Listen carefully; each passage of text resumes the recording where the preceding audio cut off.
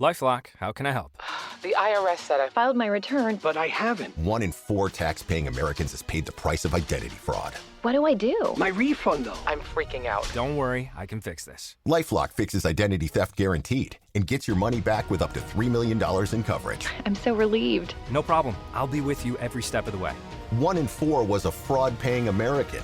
Not anymore. Save up to 40% your first year. Visit LifeLock.com/podcast. Terms apply. A lot of adults are confused about why their friendships don't last.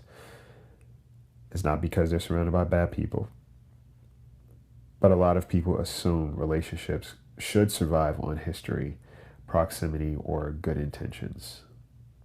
And there's a confusion around why certain relationships aren't thriving or why people stop showing up. It is not always the reason why people think or hope. Stay tuned.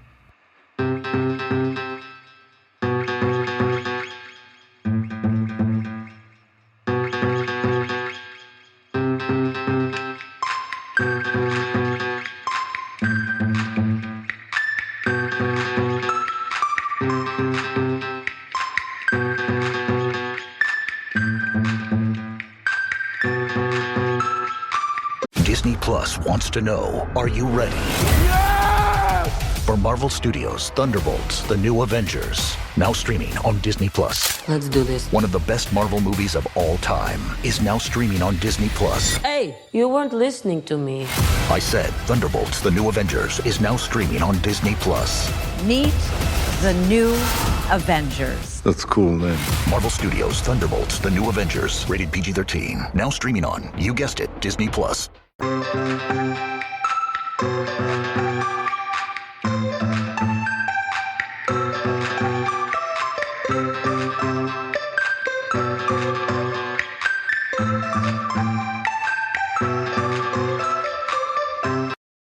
Guys, what's going on? Welcome to the Bird Brain Podcast, where the goal is to rise above it all, stay elevated, create that infinity, and up your you. I'm your host, Isaiah, and it's March. Happy March, y'all. Happy springtime. Happy allergy season. Happy Pisces and soon-to-be Aries season. Let's go. How you guys doing out there? How has the year treated you? I think we're in towards the end of the first quarter, right? Something like that. And I know for me, this time of year, I kind of come alive a little bit. It's interesting, but I really do appreciate when the sun is out a little bit longer. You know, it kind of warms up. It just feels like there's more opportunity to just exist. So I really do try to lean into this year and just embrace what it brings this time of year. And yeah, you know, I've been doing some thinking about friendship as always, because I hear a lot of I hear a lot of romantic relationship advice. I hear a lot of rhetoric around it. A lot. And it always starts off with how to keep your partner, how to sustain this partnership over a lifetime, how to do this, how to win this person back, right? How to attract your twin flame, how to, you know, find your soulmate, how to do these things. And it's always in seeking, right? It's always like this longing. It's always like this adventure or this journey or this thing you have to champion and win. And people will write dissertations about how to win your partner back, how to keep them, how to do that. But you realize when it comes to friendship, you don't hear that. You don't hear, hey, how to sustain this friendship over time. How to make sure you're investing properly. And it's so funny because we treat friendship like it's this thing that's offered in excess, right? Where people that we're friends with don't have the same biology as people we are choosing to be in partnership with. Overlooking that at one point in time, all of these people were strangers. And we chose the significance of who they are. We chose the significance. And the interesting thing about it, or the contradiction that keeps happening, is that people are desiring or disappointed that they don't have the kind of friendships with the level of quality that they've invested in partnership. So they're frustrated, they're sad, they're feeling lonely because they don't have friendships. And a lot of people have tried to posture as, emotionally evolved, like, oh yeah, we just grew apart. Or, oh yeah, we just have different lives now. And their partnership looks kind of stagnant. It looks like it's stuck in time almost. It's like, yeah, I've been with this person for forever. And the prize in that is the history. Like, it's historical. It's not always healthy. But what's interesting is that friendship in itself doesn't dissolve overnight. It erodes through neglect, assumption, and lack of emotional responsibility. And whether or not people actually want to admit that, their friendships will reveal that. And I think that's what today's episode is about. What adult friendship should actually feel like, contrary to what we say it is. Because it's interesting when we even talk about what adult friendship should look like. It's like, oh, it's sending memes back and forth. It's making plans that you never commit to. What is it? Not seeing each other for a very long time and then popping up like nothing happened. And if you listen to that, it sounds very irresponsible. It almost sounds like a child, right? Think about it. You're sending memes back and forth. It's instant gratification, right? It's what we say all the time that children shouldn't be on their phones because it rots their brain. So how is two adults sending memes back and forth to each other enhancing a relationship? If anything, it's keeping it in a very interesting time capsule, no? And then we have this thing of like, oh yeah, we don't have to talk all the time. We don't have to communicate. It's kind of a certain level of irresponsibility there. And with the assumption that it's just going to be there when we get back. Like, we need to understand is that when we become adults, it's not, a summer that is back to school and we have the same classes, we have the same lunch, we live down the street from this person. It's not that simple. And our desire to just assume or throw it away makes us look like actual children who are just sitting in a playpen throwing toys around. And we forget about a toy until we see it again, So this isn't about cutting people off. It's about cutting off self-abandonment out of relationships and learning the difference between being remembered versus being carried. And I'll say it, adult friendship requires the same level of responsibility and action that a romantic partnership does. This isn't to say that, oh yeah, this is about sex, right? Because a lot of adult relationships survive on that, right? There's an incentive there. There's sex, right? People say, oh yeah, well, you can't build a home with your friend. Yes, you can. You can't invest financially with your friend. Yes, you can. That's what vacations are, right? There are some people that go into business together. There are people who build a house together, or they build a compound around each other. I think it's called a compound. Yeah, and they live amongst each other, right? There are college students who become roommates with their friends outside of school. So to say that friendship in itself doesn't really occupy a significant space in terms of our growth and our development is lazy. And it doesn't require us to actually see the reality of what it is. There's no reward system that society has set up when it comes to friendship in a way that it actually is substantial, right? Society tells you if you have a good job, you have a family, you have kids, you're now successful. But think about that. You're going to work to financially support your relationship. You now have dependents. So hey, you have to be at work more. And if I tell you that that is the ideal success, then you are going to want to go to work more, overlooking that you are working so hard because you now have dependents, right? But friendship in itself, in a lot of ways, we don't think that it has any value because it's not monetary. It's not societal hierarchy. It's not superficial.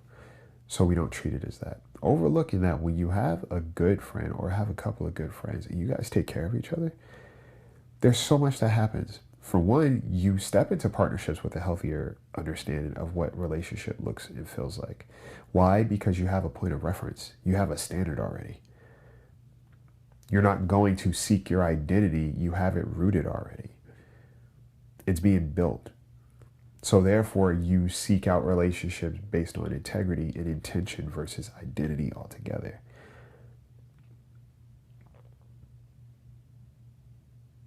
So that's what a lot of people are not admitting about friendship. The reason why they don't have friends is because they're not being one. And then they're upset when a person decides, hey, I don't want to play this game. I'm not your pet. I'm not your emotional support animal. I'm also not a plant that you leave in a corner. Adult friendship should feel steady, not confusing. Right? So friendship should not feel like anxiety. It shouldn't feel like waiting. It shouldn't feel like guessing. And it also shouldn't feel like over-explaining your worth. Right? We got to think about it this way. Everybody has something to do in their day. And sometimes the misconception is because this person doesn't have kids or they don't have a partner, their time is not as important, is not as significant, is not as utilized. Overlooking that, sometimes people don't have children or a partner because they are building something. They are working a little bit longer. They don't have a simple 9 to 5. Or they have just not chosen to be in partnership in this stage of life.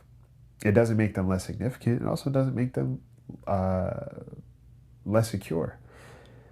You know, we have this very binary way of thinking that, oh yeah, because you don't have a partner, you don't have a life, or you don't have anybody to worry about, or because you don't have kids, you don't have responsibility. Overlooking that the ability to reproduce doesn't make you a responsible adult, and we see that. A lot of children just have recreated children.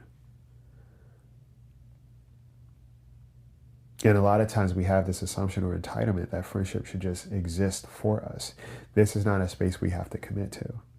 Whereas with our partnership, oh yeah, I got to take care of this relationship, else it dies, or it's not going to be there anymore. Yeah, friends are people too that you have to take care of, or the relationship will not be there anymore. And we try to make passes, or we try to appropriate so much neglect in our friendships that it clearly does not work. It clearly does not work. We want it to work for us at certain moments, but overall it's not working. And this is why we have the loneliness epidemic that we do. Because it doesn't work. The formula has failed, and it continues to fail. But no one wants to do the due diligence of being disciplined and inconvenienced enough to actually rewrite the system, right? Nobody wants to be labeled a bad friend, but not many people are willing to show up to be a good one. So in our adult relationships, contrary to what people say, there shouldn't be ambiguity in the relationship. There should be intentional effort and commitment to one another. Because, hey, I am taking up room in your life. And this isn't just a convenience for me or a buffer until I find something else to do. We're here. So if somebody's always canceling, you know, somebody doesn't really commit to plans, somebody doesn't make bid for connections, that can be confusing. It can be anxiety inducing too. Because it's like, all right, cool, I always now have to wait till this other person's ready without there being any clear communication, without there being any clear accountability for what it's doing, how it's impacting the other person. And then it gets into this space where you're over-explaining your worth. Like, why do I feel like I'm being needy because I'm seeking clarity? Or why does it feel like I'm being needy because I'm seeking consistency? Overlooking that, yeah, this negligence is actually affecting my nervous system. It's dysregulated as hell. You know, adult friendship should feel like emotional safety. It should feel like consistency. It should feel like mutual regard. That's what friendship is, and people keep failing to realize that. It's mutual respect for one another. There's ease even in distance. The reason why is because there's always a return date. You know, we talk about how ghosting is very harmful, right? Because it leaves a person lingering. Just because a person's not directly ghosting doesn't mean they aren't also abandoning. Doesn't mean they aren't also, you know, being neglectful or banking on somebody else's forgiveness or level of understanding.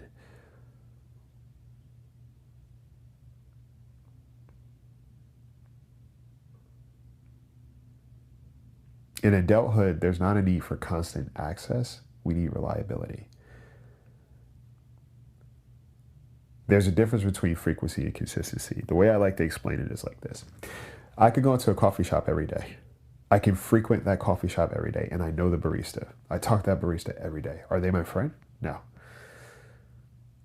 But I frequent there, right? Now, if I look at my friend, it's like, let's say we do speak every day or we speak every other day. There's a consistency there, but there's also an investment into the relationship. This person holds a significant space in my life and I in theirs. So I need to be consistent. And when there is a breach or an incongruence that happens, I repair. See, the coffee shop is just a landing spot. Or, your mail person. You frequent. You see them every day.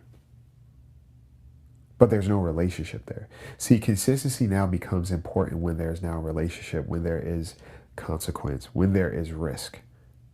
Consistency matters. And what that looks like is being able to responsibly acknowledge the importance of the relationship and also your responsibility in it. You're not asking for too much if you're asking for follow through, consideration, or basic care. And people who make you feel like that, you should be willing to examine a little bit more. Because why is it that when I seek follow through, when I seek consideration, or when I seek basic care, it's a problem? But whenever you decide to pop up, you're expected to be entertained by me and cared for by me. If the friendship only exists when you're physically present, emotionally available, or useful, it will always be fragile. And you'll notice it. Your body will respond to it. Because it's not only you bracing for impact. Sometimes you start to become resentful. Sometimes you are feeling like you're rushing through a conversation or your time is limited with this person. And your body clocks it, right? The body keeps the score. So you will recognize when a relationship does feel fragile because it feels like, wait, why do I only have 5 minutes to talk, but this person just talked for hours?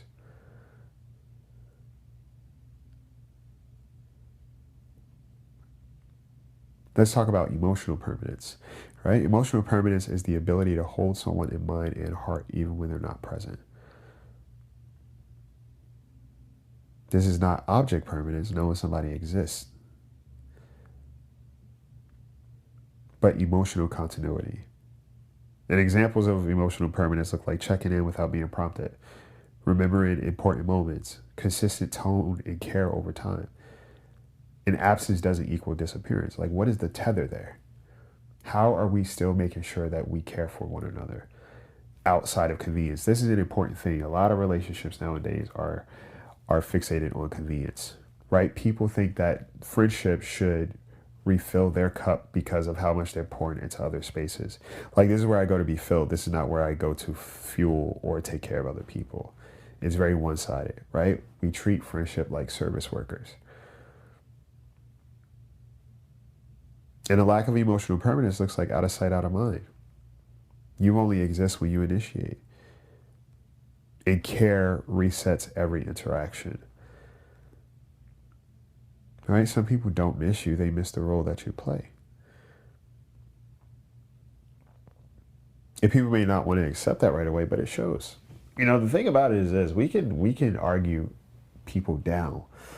But we have to remember, when we are arguing with people about why we don't have time for a friendship or why we don't have time for our relationship with them, we also need to realize they're listening. So they hear everything that we are prioritizing.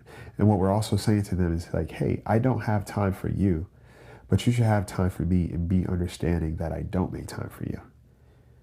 And if you don't do that, you're selfish. You're not a good friend. The fact that you don't allow me to be a bad friend to you makes you a bad friend. Some people don't miss you. They miss the role that you play. Okay? And so many adult relationships fail because people rely on history, nostalgia, and assume loyalty. First of all, if you look at a lot of friendships, I've seen some people say, oh yeah, if you had your same friend since preschool, you're a solid one. And then sometimes if you talk to those people, it's like, yeah, well, what do you know about this person now? How often do you guys see each other? Oh, well, we don't have to see each other. We've been friends for so long. It's not necessary. So historically, what does the relationship look like? How much life have either of you lived individually? And what do you know about each other in this season of life? Or sometimes we stick to the people we know because they don't require us to grow. And then there's this assumed loyalty that, yeah, we don't have to, quote unquote, talk all the time to be cool. Yeah, because how are you padding the relationship otherwise? If the fallback is we don't have to talk all the time to be friends, it's like, well, what are you doing to be friends otherwise? Right? All of these things come up. versus maintenance, responsibility, and action. People think that history overrides health of a connection, and it doesn't. You know, we love saying it takes a village, but people burn their village down to keep one relationship warm. And then they're shocked when that person potentially burns them and they have no village to return to. Being busy is normal. Being careless is a choice. And being busy, whatever we're busy with, priorities are organized choices, right? So even when we're careless with certain relationships, we are saying that this is not accidental.